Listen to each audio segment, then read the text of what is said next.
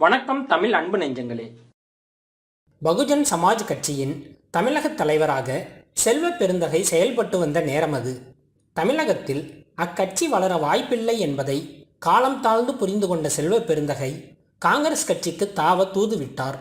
ஆனால் கொலை வழக்கில் கைதானது, குண்டர் சட்டத்தில் சிறையில் இருந்தது போன்ற செல்வ பெருந்தகையின் கிரிமினல் பின்னணியை அறிந்த காங்கிரஸ் மேலிடம் அவரை கட்சியில் இணைத்து கொள்ள தயங்கியது.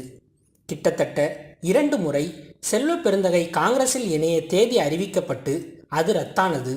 அதன் பின்னரே பல கட்ட முயற்சிகள் செய்து செல்வ பெருந்தகையால் காங்கிரஸில் இணைய முடிந்தது. ஆனால் இன்று அதே காங்கிரஸ் கட்சியின் தமிழக தலைவராக பவர்ஃபுல் பதவிக்கு வந்துள்ளார் செல்வ பெருந்தகை. யார் இந்த செல்வ பெருந்தகை? அவரின் குடும்ப பின்னணி என்ன என்பது குறித்து சுருக்கமாக பார்ப்போம். செல்வம் என்கிற இயற்பெயர் கொண்டவரான செல்வ பெருந்தகை 1961ஆம் ஆண்டு குப்புசாமி ராசம்மாள் தம்பதியினரின் மகனாய் சென்னையை அடுத்துள்ள படப்பையில் பிறந்தவர். ஏழை விவசாய குடும்பத்தில் பிறந்தவரான செல்வ பெருந்தகை பறையர் சமூகத்தை சேர்ந்தவர்.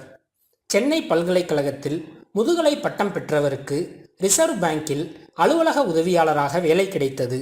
அங்கு 16 ஆண்டுகள் பணிபுரிந்தார். பின்னர் சட்டப்படிப்பு முடித்து பிஎல் பட்டம் பெற்றவர் பார் கவுன்சிலில் வழக்கறிஞராக பதிவு செய்து கொண்டு மத்திய அரசு வேலையை ராஜினாமா செய்துவிட்டு அரசியலில் இறங்கினார். துவக்கத்தில் பூந்தமல்லி பகுதியில் செல்வாக்கானவராக அறியப்படும் பூவை மூர்த்தியின் புதிய பாரதம் கட்சியில் தன்னை இணைத்து கொண்டவர் சில நாட்களிலேயே சென்னை டி நகரில் பிரபல ஆடிட்டர் பாண்டியன் கொலையாகவே அந்த வழக்கில் செல்வ பெருந்தகை கைதானார்.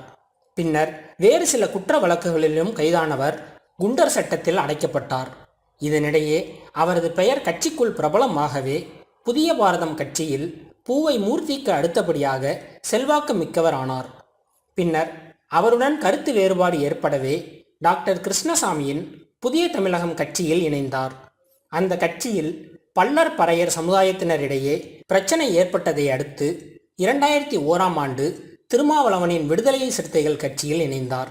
அதுவரை பெரிதாக வளர்ச்சி அடையாமல் இருந்து வந்த விடுதலை சிறுத்தைகள் கட்சிக்கு சென்னை திருமலைப்பிள்ளை சாலையில் தலைமை அலுவலகம் ஏற்படுத்தி கொடுத்தார் செல்வ பெருந்தகை. அந்த இடம் முன்பு கொலையான ஆடிட்டர் பாண்டியனுக்கு சொந்தமானது என்பது குறிப்பிடத்தக்கது. பின்னர் தற்போது அசோக் நகரில் இருக்கும் விடுதலை சிறுத்தைகள் கட்சியின் தலைமை அலுவலகத்தை சொந்தமாக வாங்கி கட்சிக்கு கொடுத்தார். இதன் மூலம் திருமாவளவனிடம் பெரும் செல்வாக்கு பெற்றவர் ஆனார். செல்வம் என்கிற இவரது இயற்பெயரை திருமாவளவன்தான் செல்வ பெருந்தகை என்று மாற்றியது குறிப்பிடத்தக்கது. அந்த காலகட்டத்தில் திருமாவளவனுக்காக பல்வேறு வழக்குகளையும் காவல்துறை நடவடிக்கைகளையும் எதிர்கொண்டார். 2006ஆம் ஆண்டு விடுதலை சிறுத்தைகள் கட்சி சார்பில் கடலூர் மாவட்டம் மங்களூர் சட்டமன்ற தொகுதியில் போட்டியிட்டு எம்எல்ஏ ஆனார்.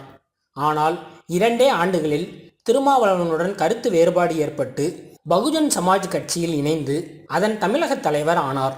அங்கும் நீடிக்காத செல்வ பெருந்தகை 2010ஆம் ஆண்டு ப. சிதம்பரம் மூலம் காங்கிரஸில் இணைந்தார்.